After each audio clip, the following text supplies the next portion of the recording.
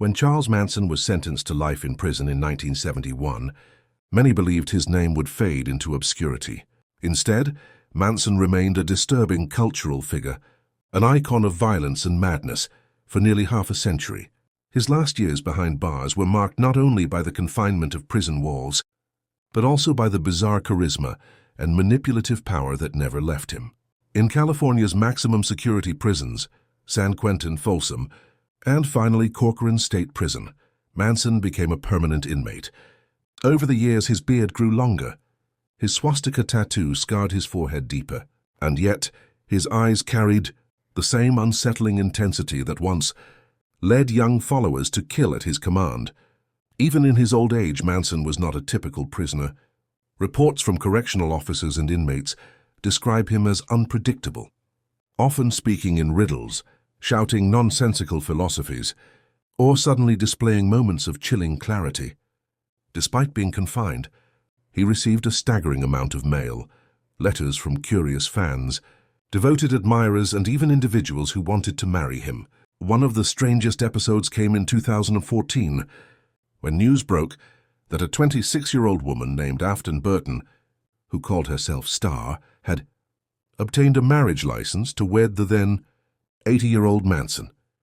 Though the license eventually expired, the mere announcement captured worldwide attention, proving that Manson's grip on public imagination remained intact. His influence in prison was no less unsettling. Some inmates sought him out as a guru, while others feared or despised him. Guards reported that he often attempted to manipulate those around him, weaving conspiracy theories, proclaiming himself a prophet, and warning that society outside was collapsing. But beneath these theatrics, Manson's health was deteriorating. By the late 2000s, he was suffering from various ailments, including gastrointestinal bleeding, heart problems, and eventually cancer. Yet even as his body weakened, he clung to the mythology he had built around himself, the myth of Charles Manson, the man who saw himself as more than human.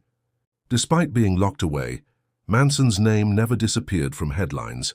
Journalists continued to request interviews, and occasionally he granted them. Each time the results were unsettling. In one infamous 1980s television appearance, he ranted incoherently, laughing maniacally, then suddenly growing calm and piercing, as if reminding the world that he could still unsettle hearts with a stare. Even into the 2000s, interview footage revealed the same unpredictable mix of insanity and deliberate performance. Behind bars, he was repeatedly caught with contraband. Guards discovered cell phones, homemade weapons, and even recordings of Manson strumming a guitar.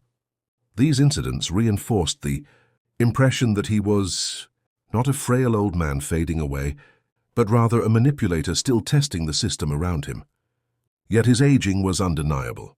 Fellow inmates and prison staff recalled how he would shuffle slowly down corridors, his once commanding presence diminished by frailty. He often required medical treatment, and by the mid-2010s, his condition grew critical. Still, the prison system refused to ignore him. Every parole hearing he attended turned into a public spectacle. Manson applied for parole 12 times and was denied every single time. At one hearing, he rambled for nearly an hour, blaming society, the media, and the government, but never himself. The board unanimously rejected him, declaring him unfit for release. Don't forget, your subscription is what motivates us to keep working, creating new stories, and growing this channel. Your support ensures we can continue bringing you the darkest corners of history. Even in frailty, Manson's legend drew people. Some continued to write letters of love, convinced he was misunderstood. Others sent him strange gifts or pleaded for his guidance. And so inside those prison walls, he remained a figure of fascination and fear. By late 2017, Charles Manson's health entered its final decline. On November 15th, he was rushed from Corcoran State Prison to a hospital in Bakersfield, California. Officials reported severe gastrointestinal bleeding, but doctors determined surgery was too dangerous for his frail body. He was returned to prison, but only days later, he was back in the hospital, this time for the last time. Manson's death came on November 19, 2017. He was 83 years old. The official cause was listed as natural. Causes: cardiac arrest brought on by colon cancer. His passing marked the end of a life that had haunted America for nearly 5 decades. Yet even in death, Manson created controversy. His body became the subject of a bizarre legal battle. 3 parties claimed rights to his remains: his grandson, a pen pal who insisted Manson had willed everything to him, and a long-lost son. It took months before a court finally ruled in favor of his grandson, Jason Freeman, who arranged a private cremation. Even then, the ashes were scattered in an undisclosed location to prevent them from becoming a shrine. But perhaps the most disturbing legacy was not his body, but the shadow he cast.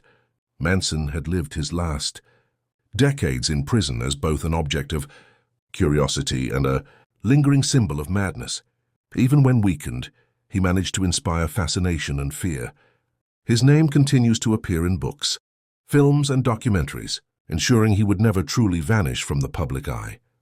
Remember, your support through subscribing inspires us to continue bringing you these chilling stories and developing our project further. By staying with us, you allow us to uncover the darkest truths of history. Charles Manson's final years were a strange mixture of decay and persistence, his body failing, his influence never quite extinguished.